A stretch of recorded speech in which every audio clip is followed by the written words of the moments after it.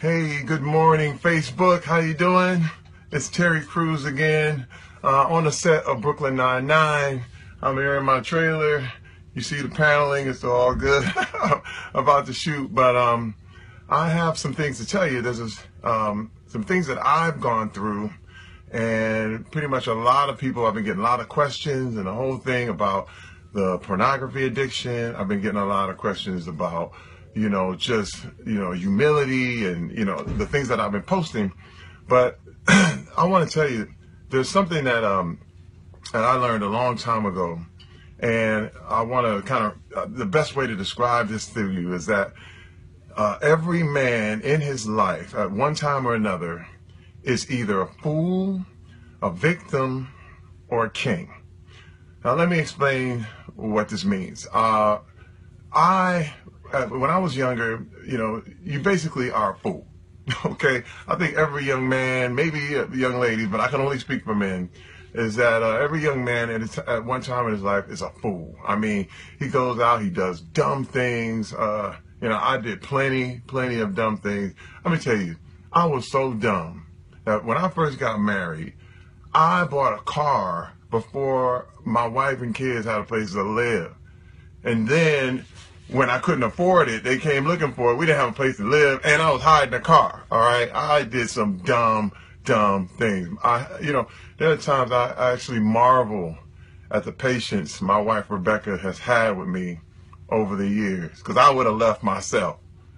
Okay, I was a fool. I was a fool. Dumb things, dumb mistakes. And a lot of you out there have made these same mistakes. And with me, it was my pornography addiction that went on through the course of my life. Started when I was about 12 years old, went all the way up through my life. And it's one of those things that is really dumb. It's just not good. You are a fool to put these kind of things into your life. Well, the problem what happens when you are a fool, you shift into another phase. And the next phase, you spend enough time being a fool, you pretty much lose everything. Everything comes to a halt. A lot of things happen. Your house gets repoed, your car gets repoed, your bills don't get paid, you lose your job, you're in a mess, your life is you're addicted to something, you have a lot of problems, and then you become a victim. This victim stage is really wild, because when you're a victim, you never run out of things to blame. The victim stage is where you have a table full of excuses. It's nothing but alibis. It's like, you know why I'm like I am? It's because my mama never did this. And you know why I'm like I am? It's because the kids at my school beat me up when I was a kid. Or something really bad happened to me when I was young. Or it was the government. Or it's the fact that I'm black. Or it's the fact that I'm white. It's the fact that I'm a man. It's the fact that I'm a woman. And this victim stuff never runs out. You can march from here to there all day, all long. You will find something to blame. You will always have a reason to blame someone for your problem. The reason to blame something or some reason why you are not where you want to be. And I was there. I blame my wife.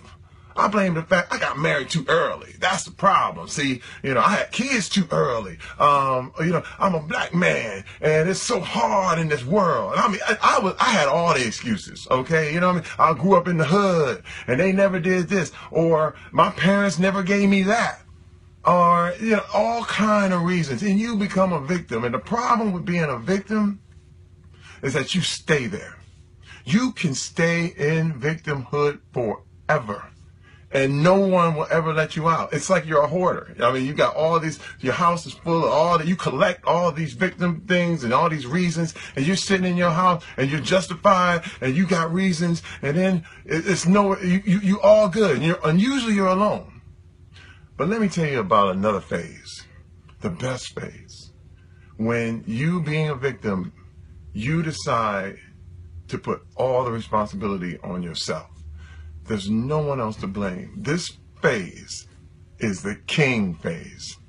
I like to call it a king because I'm a man. But for women out there, you might call it your queen phase, or, you know, whatever, your princess phase. I don't know. But my thing is, I call it being a king. And being a king, you take full responsibility for everything in your kingdom. If you don't like something, you can get rid of it. You know, one thing I like to say is, like, if you are standing on your throne and some fool starts walking in and talking crazy stuff, because we live in a democracy, so we're used to that. But, you know, back in the day, when you had a king, you couldn't walk into the courtroom and say anything you wanted. You might just get your head cut off. Okay? And so if you walked in and somebody came in and started yelling at the king, you know what, the guards would come and they'd kill him. Yes, they would.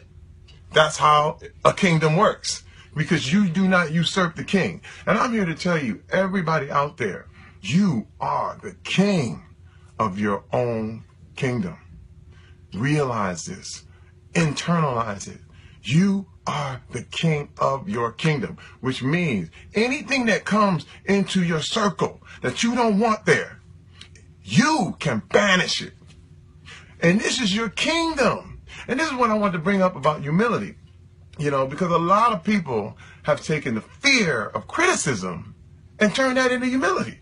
But that's not true. In fact, you need to get rid of the fear of criticism, because if you have the fear of criticism, you're not going to say what you need to say.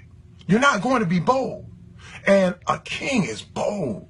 A king knows what he has. A king knows his kingdom. You don't walk around like, poor, woe is me, I got this kingdom, but I don't know what kind of decisions to make. You know what? You want to build a building? The king decides where the buildings go. You want to solve something? The king makes the solution to what is his problem. And all of a sudden, everybody to blame goes out the window. Every excuse gets cleaned out, because you have none. You're the king. It's your house. It's your kingdom. You want the road to go there? The road goes there. And then you have the job to grow the kingdom. It's your job to expand the kingdom. It's your job to fix the kingdom. It's your job to make everything work. And it's fun. I'm trying to tell you, when you're a king, it's fun. And you have to realize this. So that's my total example of fool, victim, king. And everyone on this earth, you are one of those three stages. Which one are you? I know which one I am. I was all those things at one time, but I'm the king now. I'm the king. If there's something in my life, if there's someone who is bugging you to the point where it is hindering you, you need to get them out of your circle. Look, even if it's family, I'm telling you, if it's family, you need to not be around them as long, and you need to make sure that your time with that family member that is hurting